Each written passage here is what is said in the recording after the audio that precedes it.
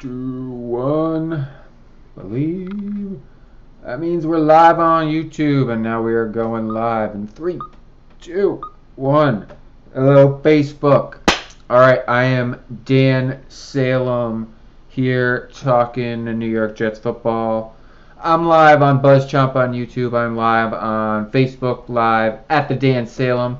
Let me hit up the Twitter action via BuzzChomp with 3 Z's on this bitch out, and I'm about to retweet it on my own Twitter, which is at the Dan Salem on the Twitter. I'm Dan Salem. I'm here to talk New York Jets football. Week 10 in the books. Heading to week 11. It's the bye week. I got an article going up on BuzzChomp tomorrow morning. We are singing the bye week blues. That's right, people. I am dedicating this bye week of the New York Jets NFL season to the blues because we got it and we got it bad. Alright, tweet me. I just tweeted it. Retweet that shit if you like it. BuzzChomp on YouTube at the Dan Salem on Facebook Live. Before I get too much into our bye week blues and this never-ending season, last game. Okay. I'm a positive guy. We'll start with the positives. Bryce Petty made his NFL debut. That was a positive for Bryce Petty. And by all accounts, 49ers. Who's saying that? Go away. Go away. 49ers can go away. All right. We took on the Rams. It was a home game. Bryce Petty made his debut. This was his first NFL start in his second season. He was a project from the beginning. We drafted him as a project. So he looked okay. The offense, Chan with the play calling, did not challenge him, did not give him the opportunity to push his limits by any means. We ran the ball pretty well, but there was a lot of 3 and outs. And I think that really was because they had a short leash on Petty. He was handicapped. They barely gave him much of the playbook to work with.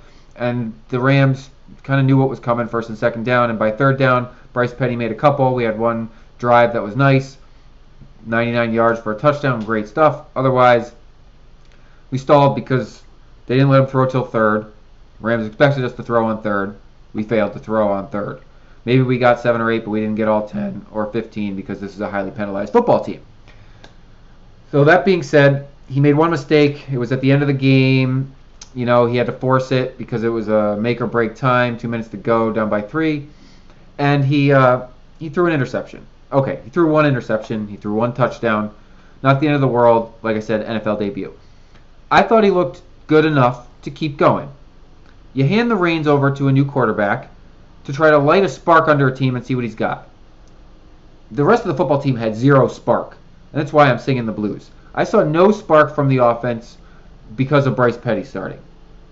That being said, defense was sharp. They only gave up 3 field goals in the entire game. Granted, Case Keenum, but Todd Gurley and the Rams, who are not good. So they held them to 3 field goals. That was excellent. Excellent. But it wasn't enough. It wasn't good enough. And it came down to special teams, and our special teams is average, and that's being kind. I mean, it was an ugly game. It was a quick game, though. That was the best thing I can say about this football game. It went by fast. This game ended, and there was a ton of other really good football games still going on, and they went to the end of the game, very bitter and close contest. So this one ended fast. Our punishment was quick and concise and over with. I liked what I saw from Petty because I want to see if he can really light a spark under this team. And I didn't see any extra effort. We were at home, got a new guy. I want to see the extra. I will be extremely disappointed if they take the ball out of his hands coming out of the bye week. There is no reason to put it back in Fitzpatrick's hands. To get the best 3rd or the 4th pick, depending on how things shake out. What are we trying to win for? Let Petty start, and maybe he wins every football game. Maybe he doesn't. But we're not keeping Ryan Fitzpatrick. I mean, he's still the league leader in interceptions after not playing last week, and I guarantee you he will still be the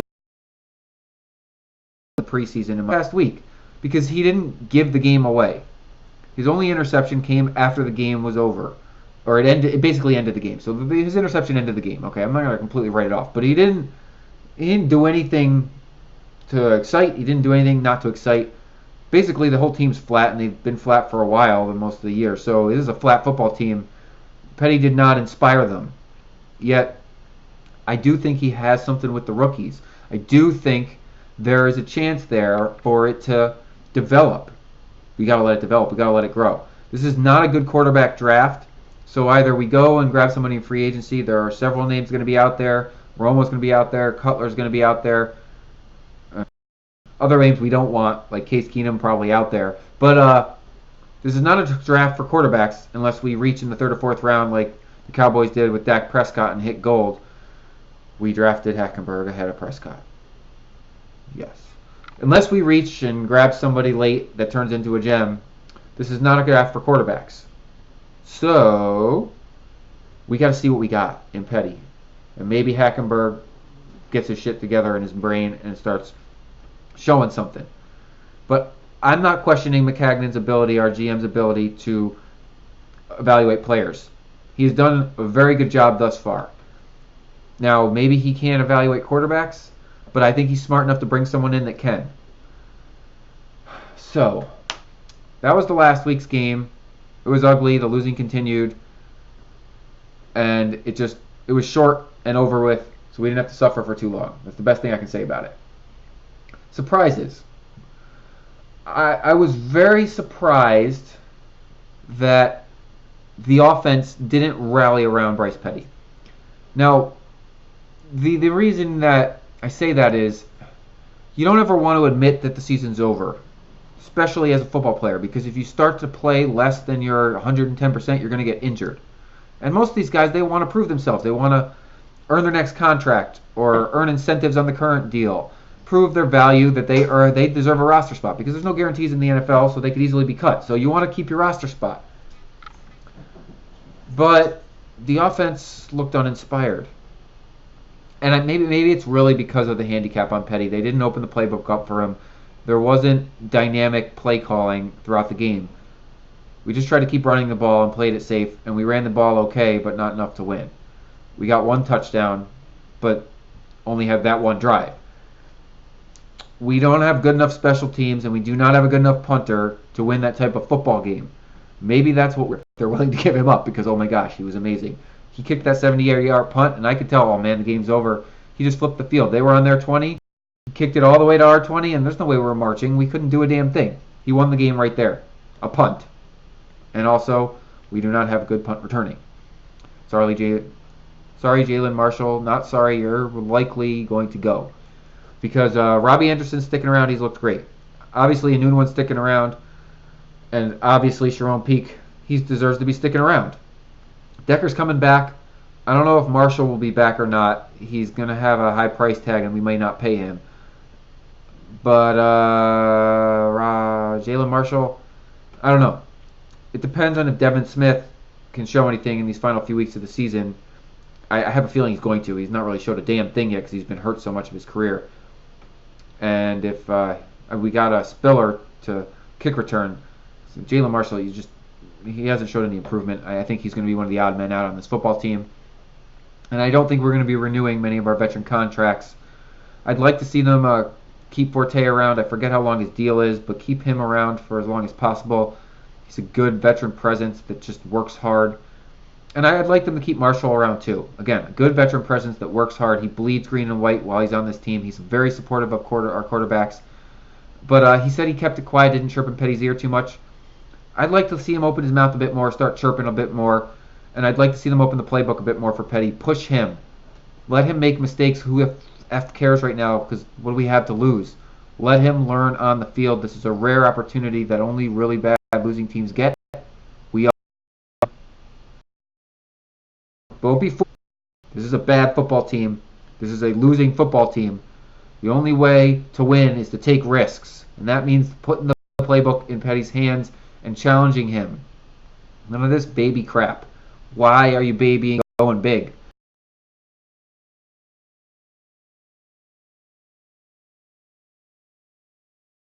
12 turnovers that I had to start the season? Or do I, B, not want to play so I don't get injured and can go into my new deal fully healthy? Because he's been in the league a long time. Most other NFL teams know what he is. He can be great like last year, or he can be Fitzpatrick like this year. But more often than not, he's somewhere in the middle. So he's a solid backup, a reliable, smart backup, a team guy more or less. He is not your starter first choice, but he's your starter second choice. Because, like, look, he did great last year. Look, he has shown flashes this season, but he's not well protected by the Jets' front line in pass plays, and therefore he's forced the ball, and then we're playing from behind, and he feels like he has to win it all on his own.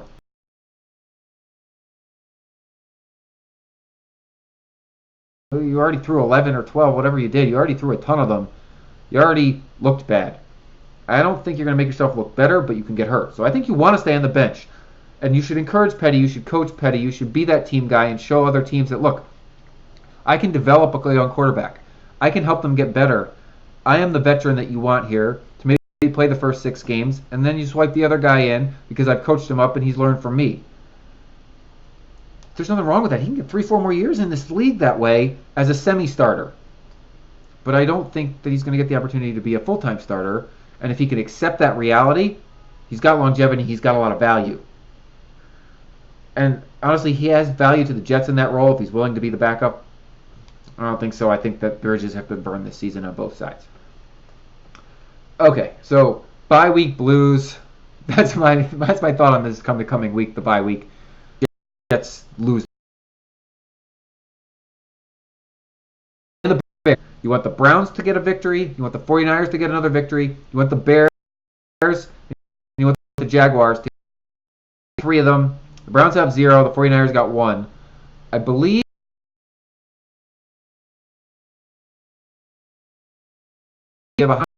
honestly, if we trade our top pick back into the 16s and get a lineman, okay. But I'm looking at the cornerback and safety position. I think there are players worthy of that high pick at that level. And we pick good defense. We got a defensive coach and a great GM. We can draft well that way. Jets always draft win this week. Either that, if you're a gambler, you can root for your gamblings. If you're playing fantasy, you can root for your fantasy. Otherwise, root for these other really bad teams to collect some victories and upset some people this bye week. Them right now. Last season, he removed himself from that picture by getting punched in the face. The team gelled around Fitzpatrick. Happy-go-lucky. Everyone's happy. Everyone's winning. 10-win season.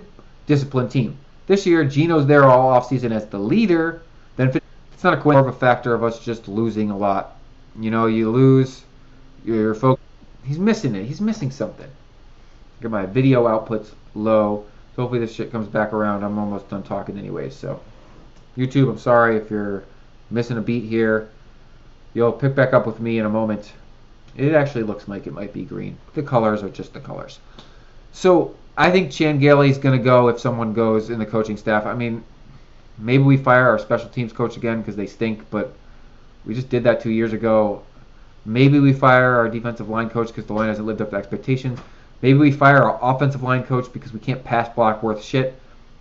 But the players are the players. Some coaches getting fired. I don't know who. Chan Gailey is top on my list. But he doesn't seem to be able to do much with Petty, so I would like to see the two of them get another opportunity over a couple weeks here to put something together, coach and quarterback. Because maybe they start to strike up an accord. If Petty gets the job and Gailey can coach him to success, then neither man has to leave. But this team stinks. There's going to be some shakeups. It's hard to predict who at this point. There's too many weeks left in the season. But the bye week, Woody Johnson, he's got a whole extra week to sit on this mess of a home game that was our last 9-6 defeat. And I have a feeling he's going to jump to some conclusions rather quickly. But we'll see. Fantasy impact. Well, all the Jets are on the bench this week. Forte has continued to dominate, put up another almost 100-yard game. He's a solid play, except he's on the bench. So find some solid substitutions. It's slim pickings in the running back department unless you are playing in a 10-team league any deeper and you're getting slim pickings in the running back department. But there are a few waiver wire guys you can grab. There's a lot of wide receiver depth this season, but honestly, I have personally struggled with playing the correct matchups. I think I like a matchup. Guy underperforms. Somebody blows it out of the water against the matchup that I wasn't quite as keen on. It's cost me 2 weeks in a row. I've lost by 3 points with 10 points on the bench. That trend officially ends here, Facebook and YouTube. I am ending that trend. I am now picking wide receivers with precision. You should do so too, and that means avoiding the Jets for the rest of the season, especially if Bryce Petty is your quarterback, which I believe he is going to be. So the fantasy impact is negligible. Bye week blues continue. New York Giants, 6-3. They are impressing me. They are in good shape for an NFL wildcard berth. Now, we have week 1. So the Bengals are not the greatest barometer because they are underachieving to enormous degrees as well. But a win is a win on Monday night. I'll be there. Any questions around the horn before I wrap things up for today? Singing the bye week blues on the world's smallest violin. Because no one's feeling bad for us. Most other NFL fans expect the Jets to stink. We've lived up to their expectation. Not cool. Not cool. All right. Enjoy the week. We will be back next Tuesday, pre-Thanksgiving, to talk Week 12 and the forthcoming Patriots game, which is now going to be in the afternoon because we got bumped out of the primetime time slot because our team sucks. We don't deserve to be in prime. I am not keen on a victory here. If I was going to put money on the game, even though the Jets are probably going to be getting 14 points or so in the spread because that's what the Patriots are giving up this week, I would still pick the Patriots. Yeah, it's one of those years. I'm Dan Salem, at the Dan Salem on Twitter, at the Dan Salem on Facebook, YouTube, BuzzChomp, B-U-Z-Z, Chomp. If you want to find BuzzChomp on Twitter, you just throw an extra Z in there. Extend the word buzz a little bit. Also, Pillow Talk TV on YouTube. Let's Pillow Talk.